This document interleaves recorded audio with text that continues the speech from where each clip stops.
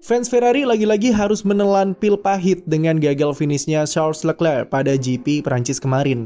Seperti yang kita tahu, ia melakukan kesalahan di tikungan 11 dan melintir menabrak tembok pada lap ke-18. Itu menyebabkan Leclerc kehilangan kesempatan untuk menang di Paul Ricard dan jaraknya dari Verstappen makin jauh di klasemen, memperkecil kemungkinan dirinya untuk meraih juara dunia. Selain itu, Ferrari juga sedikit kacau dengan strategi yang mereka berikan kepada Carlos Sainz dan menyebabkannya kehilangan peluang untuk meraih podium. Dan seperti yang kami bilang kemarin, GP Prancis adalah episode berlanjut dari sang tim kuda jingkrak yang tidak mampu memaksimalkan balapannya. Sebenarnya apa yang salah dari Ferrari sejauh ini? Dan adakah harapan bagi mereka untuk meraih gelar musim 2022?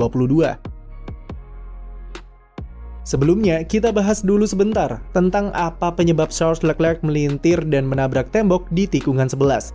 Jika dilihat secara sederhana, terlihat jika mobil Leclerc kehilangan grip ban belakang dan menyebabkannya kehilangan kendali lalu spin ke arah tembok. Itu dikarenakan oleh kesalahan pembalap Monaco tersebut yang sedikit melebar di tikungan 11, menempatkan ban miliknya sedikit keluar trek atau lebih tepatnya menyentuh garis putih. Karena permukaan aspalnya tidak sebersih di bagian dalam sirkuit, otomatis ban belakang Leclerc kehilangan grip dan membuatnya melintir. Tapi apa penyebab kesalahan itu? Ada beberapa faktor yang membuat Leclerc melakukan kesalahan di sana. Pertama adalah tentunya faktor ban yang sudah aus dan ini berhubungan langsung ke gaya mengemudi si pembalap.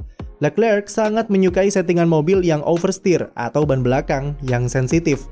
Hal itu menyebabkannya bisa berbelok lebih kencang, terutama di sirkuit yang punya karakter cepat dan banyak tikungan tajam. Namun hal tersebut tidak bisa ia lakukan di Paul Ricard karena sirkuitnya didominasi oleh tikungan yang panjang dan menuntut traksi ban belakang.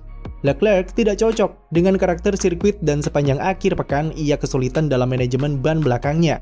Bahkan saat race baru memasuki 5 atau 6 lap pertama, Leclerc sudah menunjukkan inkonsistensi saat traksi keluar tikungan. Hal itu mungkin bisa menjawab mengapa ia bisa dengan mudah melintir ketika sedikit melebar di tikungan 11. Faktor kedua adalah Leclerc tertekan karena strategi agresif yang diperlihatkan oleh Red Bull. Max Verstappen masuk pit jauh lebih awal dari yang diperkirakan dan membuat Leclerc mau tidak mau harus tancap gas supaya tidak terlalu tertinggal saat gilirannya pit stop.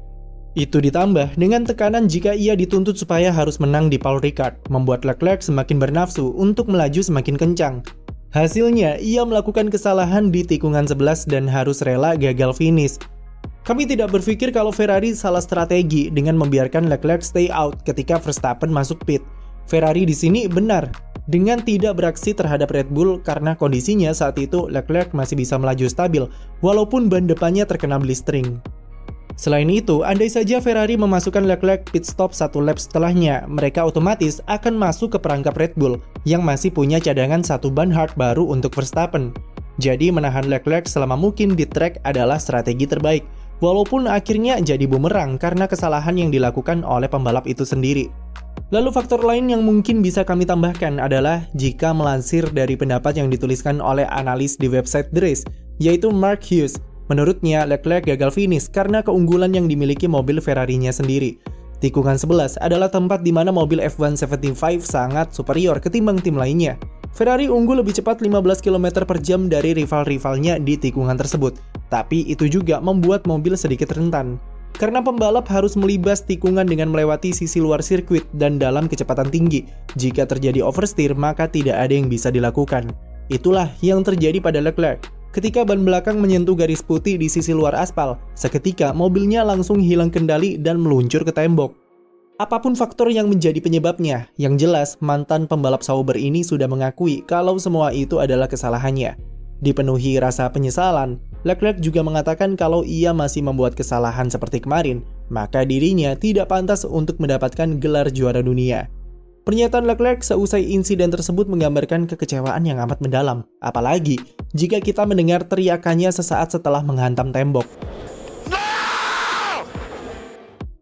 Leclerc sudah terlalu banyak mengalami momen-momen buruk dan membuatnya kehilangan sangat banyak poin. Dimulai dari kesalahan di Imola, lalu gagal finish karena mesin di Spanyol, strategi amburadul di Monaco, DNF di Baku yang berujung ke penalti mesin di Kanada, lalu salah strategi lagi di Inggris, dan terbaru adalah insiden di Prancis. Serangkaian nasib kurang mujur itu membuat Leclerc kehilangan setidaknya paling sedikit 75 poin potensial yang bisa ia raih sepanjang musim ini. Sekarang, pembalap ujung tombak Ferrari tersebut tertinggal 63 poin dari Max Verstappen.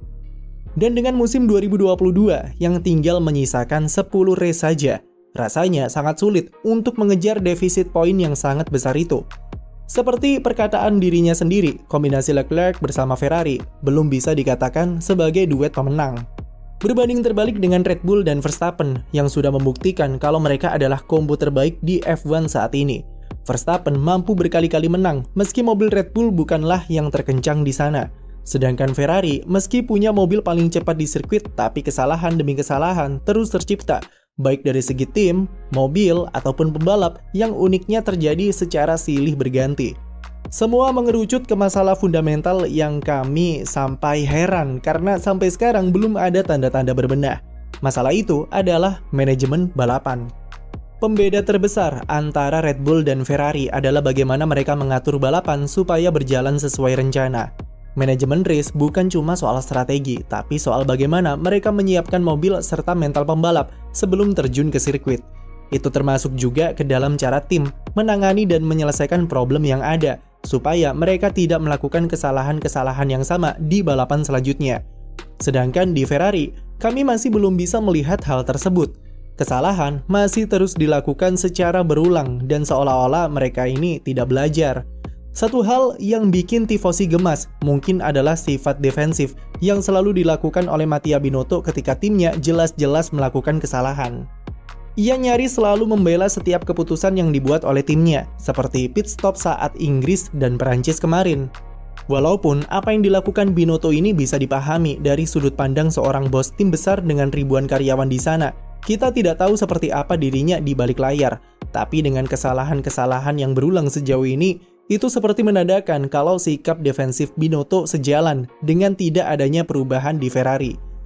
Jika disuruh untuk melihat apa sisi positif dari Ferrari, mungkin itu adalah mereka belum mengeluarkan potensi terbaik dari mobil F175. Masih banyak hal yang bisa dieksploitasi dari mobil tersebut, terutama setelah jeda musim panas nanti. Mereka selama ini cuma mengeluarkan update-update yang sifatnya minor sampai medium. Tidak ada perubahan desain secara signifikan seperti yang dilakukan oleh Red Bull. Bahkan, meski Red Bull sudah berkali-kali memberikan upgrade besar ke mobil RB18, mereka masih belum bisa mengejar keunggulan yang dimiliki oleh Ferrari. Tapi tetap saja, sekencang apapun mobilnya, kalau kesalahan demi kesalahan terus dilakukan, baik oleh tim ataupun pembalap, sampai kapanpun Ferrari tidak pantas menyandang status sebagai penantang gelar juara dunia.